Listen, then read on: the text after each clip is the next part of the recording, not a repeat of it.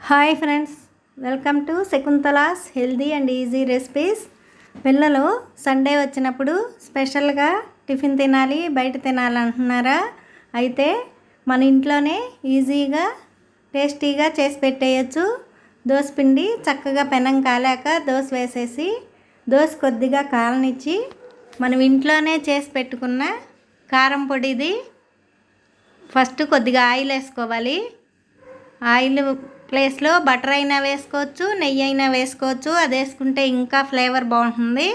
దోశ కొద్దిగా కాలాక అది చికెన్ కారం పొడి.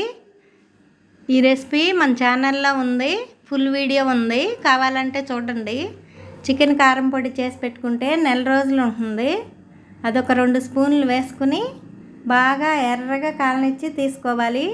టేస్ట్ సూపర్ ఉంటుంది. ట్రై చేయకపోతే ఒకసారి ట్రై చేయండి. ఇది బాగా కాలినాక తీసుకుంటే బటర్తో చేసుకుంటే ఇంకా టేస్ట్గా ఉంటుంది. ఇప్పుడు ఇది బాగా కాలినాక చట్నీతో కానీ సాంబార్తో కానీ మన ఇష్టం వచ్చిన దాంతో తీసుకోవచ్చు. Thanks for watching.